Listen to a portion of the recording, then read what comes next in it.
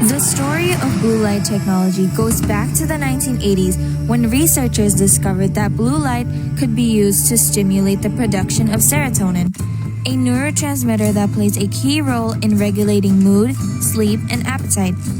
This discovery led to the development of light therapy, a treatment for seasonal affective disorder, which stands for SAD, a type of depression that occurs during the winter months. In the 1990s, researchers discovered that blue light can kill acne-causing bacteria without damaging the surrounding skin. This led to the development of blue light therapy devices for acne. In the early 2000s, researchers found that exposure to blue light in the morning could help reset the body's natural sleep-wake cycle and treat sleep disorders. Although positively, blue light technology is used in various applications, including computer screens, smartphones, dental whitening treatments, and anti-aging skincare products. Prolonged exposure to blue light may have negative effects on human health. According to scientific research, particularly at night, it may disrupt your circadian rhythm and interfere with sleep, which possesses potential health risks.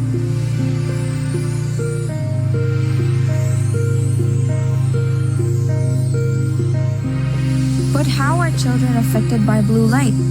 Specifically, early adolescents. Therefore, I intend to uncover if early adolescents are affected by blue light. My name is Cassandra Donato. Let's begin the investigation. Aim is to determine the impacts of exposure to blue light on the physical health of the early adolescent demographics.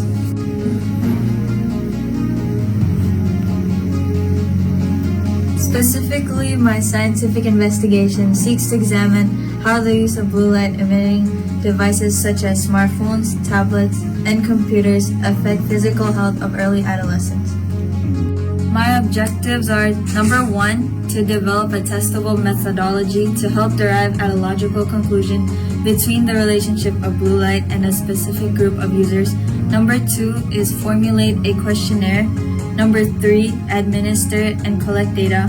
And lastly, number four, which is to analyze the data from the graphs by examining the relationship between the blue light and the physical health of early adolescents.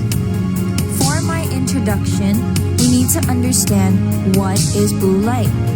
To define blue light, it refers to as a type of high-energy visible HEV light that has a short wavelength and high frequency. It is part of the visible light spectrum and is characterized by its blue color. Blue light is emitted naturally by the sun and is also produced by many modern devices, such as smartphones, computers, tablets, and LED lights.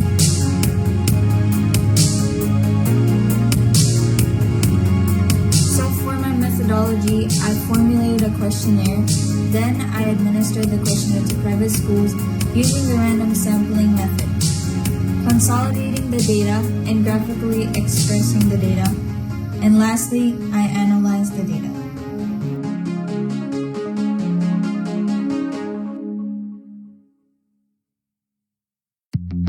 As you can see here, I have conducted my demographics and used different charts for each question. Starting off with my first graph, the question states, how many devices do you use daily? The options given were either 1, 2, or 3 devices. So on my first blue pie slice, it says that 37.5% of people use one device. On the red pie slice, it says that 39.1% of people use 2 devices.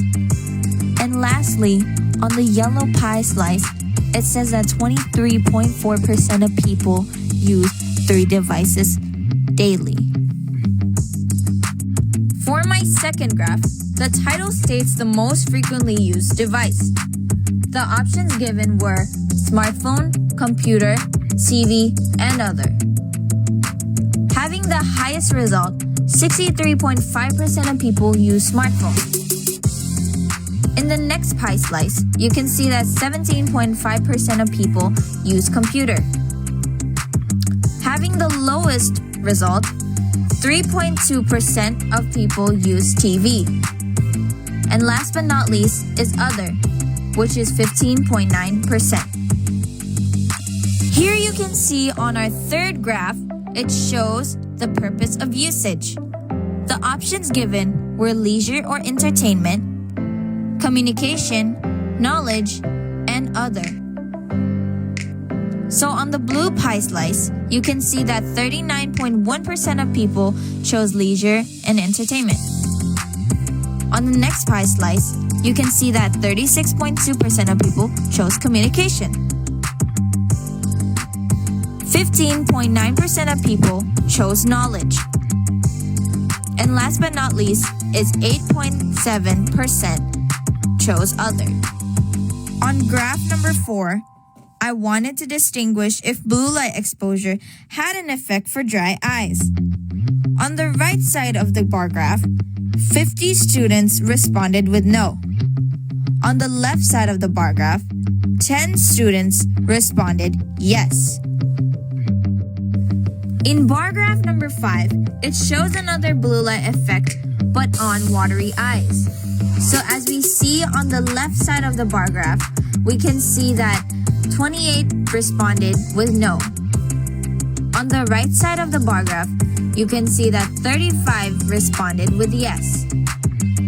Here in our next bar graph, we can see that it is another blue light effect for tired eyes. On the right side, we can see that 16 responded with no, and on the left side, 47 responded with yes. On our second to last bar graph, we can see the blue light effect of blurred vision. So 42 responded with no, and 23 responded with yes. On our final bar graph, we can see the blue light effect for headaches. So on the right side, 36 responded with no, and on the left side, 27 responded with yes. Considering limitations or recommendations, here we have a list of bullet points stating that firstly, limited sampling size due to a challenge obtaining a greater number of participants.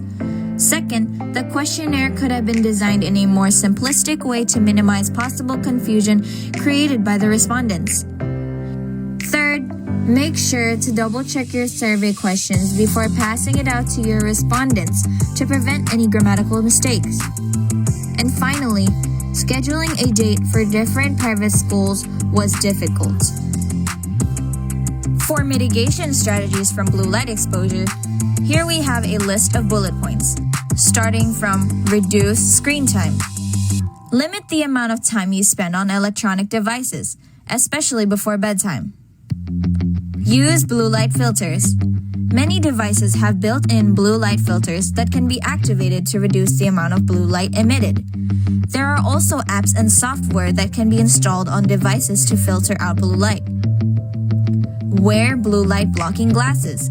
Specialized glasses are available that can block blue light. They can be worn while using electronic devices or during nighttime activities. Use warm lighting. Use warm, low-intensity lighting in the evening, such as amber or red-colored lights. These types of lights emit less blue light and can help to promote better sleep. Take breaks. Take regular breaks from using electronic devices to give your eyes a rest and reduce the amount of blue light exposure. And finally, consider a screen protector. There are also screen protectors available that can block blue light from the electronic devices. Before I end off this video, I will briefly state my conclusion. To conclude the scientific investigation, based on my evidence for the selected demographics related to the effect of blue light devices on physical health, the highest results were mostly on tired and watery eyes. For tired eyes, having the highest result was 47 respondents with yes, and lowest result was 16 respondents with no. For watery eyes, the highest result was 35 respondents with yes, and the lowest result was 28 respondents with no. This means that blue light exposure has mostly affected the eyes of adolescents from ages 11 to 13 here in the Marshall Islands. In conclusion, while blue light exposure may have its negative effects on adolescents, it is important to remember that there are practical steps that can be taken to mitigate these effects. By being aware of the sources of blue light in our daily lives and by making small changes to our habits, we can help protect our health and well-being. Let us work together to raise awareness of this issue and promote healthy habits for our youth. Remember, the future is bright, and with knowledge and action, we can make it even brighter. My name is Cassandra Aradonado. Thank you for watching. Please like and subscribe.